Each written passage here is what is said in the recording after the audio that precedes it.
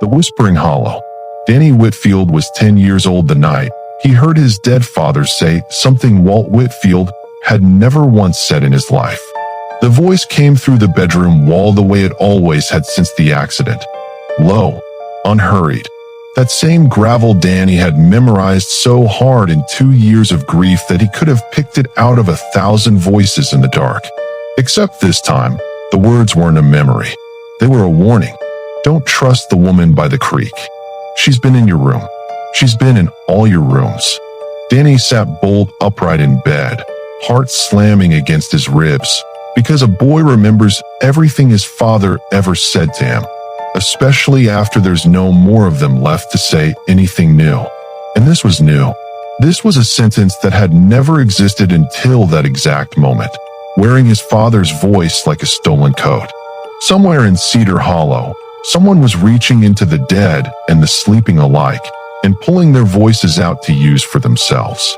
The town of Cedar Hollow sat at the bottom of a valley in the Appalachian foothills of West Virginia, so small it didn't have its own post office, just a counter inside the general store where Miss Ruth Callahan sorted the mail by hand. Cedar Hollow had maybe 200 people, if you counted the ones who'd moved to Charleston for work but still came back for Sunday dinner. It had one church, one diner, and a strange, quiet secret that nobody outside the valley would have believed even if you told them plainly. In Cedar Hollow, on certain nights, you could hear people's dreams. Not see them, hear them.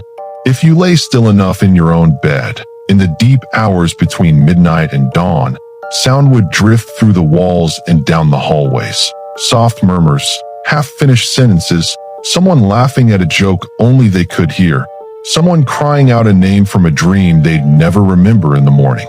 It had always been this way, as far back as anyone could recall. Grandparents told grandchildren about it the way other towns told ghost stories, except in Cedar Hollow, it wasn't a story. It was just Tuesday, just what the valley did. Nobody thought much of it. The old-timers said the hollow itself seemed to hold on to sound the way some places held on to fog, and that the dreaming voices were simply part of living there, the way the smell of wood smoke was part of October. Until the autumn, the voices started saying things that had never actually been said. The boy who heard his father. Walt Whitfield had been dead for 2 years by the night his voice came through the wall with a warning he'd never spoken in life. A logging accident up on Route 9, quick and quiet, the kind of death the whole valley grieved together because everyone in Cedar Hollow had known Walt his whole life. Danny still slept in the room next to his mother's, in the same house Walt had built with his own hands back before Danny was born. Hearing his father's voice drift through those walls wasn't new. Grief had a way of echoing in the hollow long after a person was gone, folks said, the way a held note keeps ringing after the string stops moving.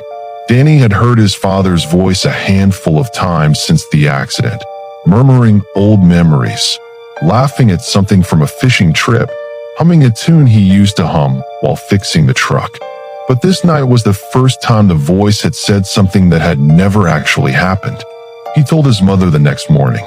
She went pale, but she told him it was just a dream twisting an old memory, the way dreams do.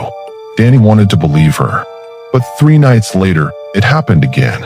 And this time, it wasn't just Danny who heard something wrong. The voices that didn't belong.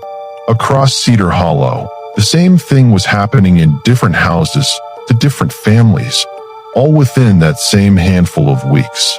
Old Mrs. Pruitt, who lived alone since her husband passed, woke to hear her late husband's voice reciting it.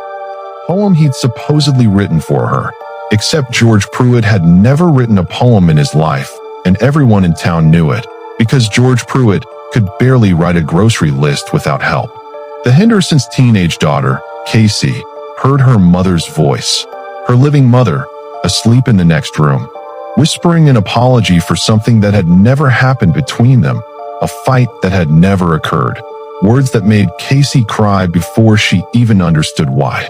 One by one, families in Cedar Hollow began comparing notes over coffee at the diner, in hushed voices at the general store, at the edge of the church parking lot after Sunday service. Something in the valley's oldest, gentlest tradition had started to rot from the inside. The voices weren't just echoes of grief anymore. They were being rewritten. Danny's mother, a sharp, steady woman named Carol Whitfield, was the one who finally said it out loud, sitting at Ruth Callahan's kitchen table with 3 other worried mothers around her. "Somebody's stealing them," Carol said. "Somebody's taking our memories, our people's voices, and putting new words in their mouths." Nobody laughed at her. Not in Cedar Hollow, where dreaming out loud had always been just another fact of life.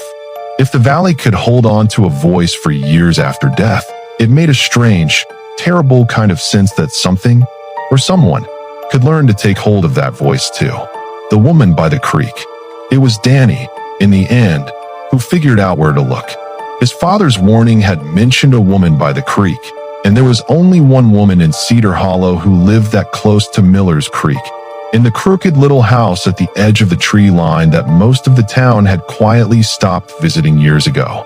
Her name was Agnes Coleridge. She was somewhere near 90, though nobody remembered her exact age, and she had lived alone at the edge of the hollow for as long as anyone could remember, ever since her son Thomas had gotten sick as a young man and never fully recovered. Thomas Coleridge, now in his 60s himself, lived with her still, bedridden in the back room, kept alive on machines the county clinic had helped set up years ago. The whole town knew Agnes had spent decades caring for him, alone, watching him fade a little more with each passing season. Danny didn't tell his mother where he was going. He walked down to the creek alone on a gray afternoon, past the tree line, up to the crooked porch of the Coleridge house, and knocked. Agnes answered slowly, her eyes tired but sharp, and when she saw Danny standing there, something in her face folded, like she'd been waiting for someone to finally show up and ask. "You heard him, didn't you?" she said. It wasn't a question. Your daddy's voice, saying things he never said.